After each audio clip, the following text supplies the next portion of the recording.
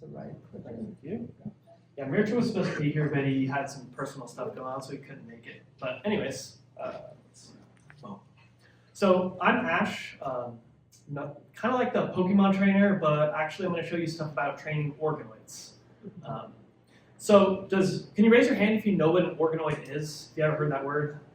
Really not that many, that's awesome. So it's kind of wild. We learned this thing where you can basically take stem cells and you can grow them into these little mini regions of different organs. We call them organoids. And I work with brain organoids. So what is that? That is not a brain organoid, that's Hunter, but he makes them. We got a little chip right there. In that chip, if the click works, we see this tiny chip here, and in that we see this little goopy ball, that is an organoid. And it's pretty tiny, it's the size of a few, pretty large breadcrumb or something along those lines, and this thing has probably the order of 1 million neurons or so. And it also has the cool little wrinkly bits your brain normally has. So, a big question is, do they think? Well, we don't really know, hopefully not in the way we expect, but hey, they've got millions of neurons, and they have crazy connectivity, the same as like a normal brain. You have a lot of analysis that can do everything to when you stimulate some, other ones react, and we can kind of analyze all this stuff. But we only get a picture of maybe a few hundred of the millions that there are there. But we can still do a ton with this. So, let's see if it goes. Yeah. Maybe we can get them to learn things.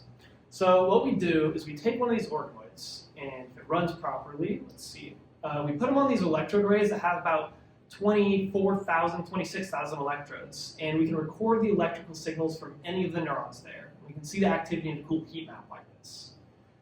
And from here, we attach them to a simulation where they basically are embodied in a whole artificial world where we can take the information from that, encode it into the organoid by stimulating it, bring it back out, and put it into the environment, and do that over and over again, and cause movement, and let them actually be embodied in these environments. And we do this rapidly. We do this multiple times a second to where they're basically just kind of acting in the environment.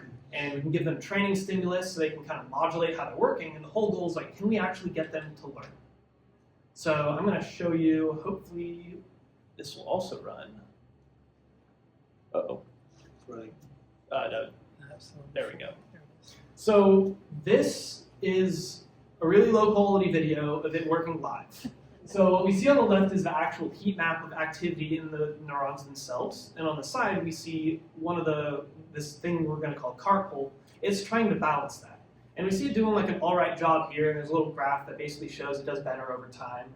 But I'll show you a better video here, which came out in this paper I just put out. So the idea is this is going to go a lot faster. It's just showing you over time. On the side we see basically the angle of the pole over time. And on that side, we see the actual thing balancing, and we see kind of a little read output of the neurons. And we see, if we keep watching this, and we watch it train for a little bit, it's able to balance more and more, and we can actually get this thing to learn a really basic task, which is pretty amazing as is. Because once again, this is just a little piece of brain in tissue. Yeah? How do you reward it? How does it know it's done the right thing? So every time it falls, if it's not doing good, we give it a certain type of electrical stimulation. That's basically like a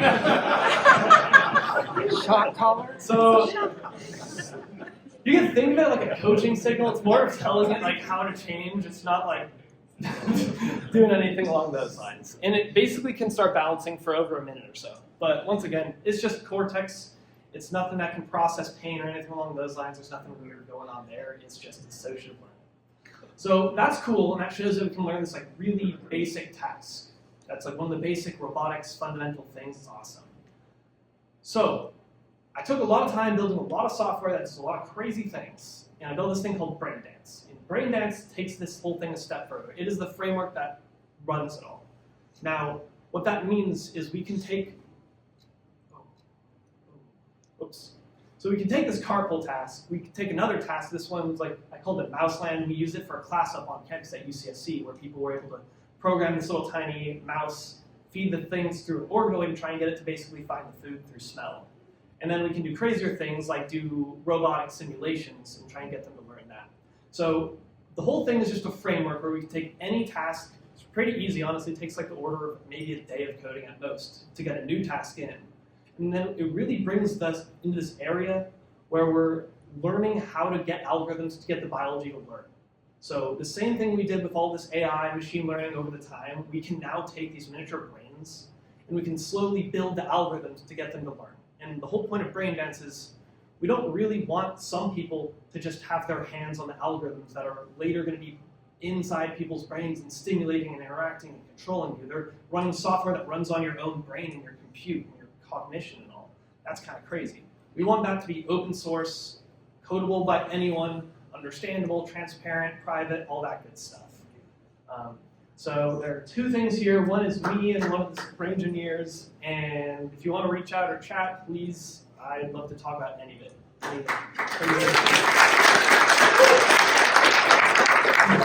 Thank you, Matt.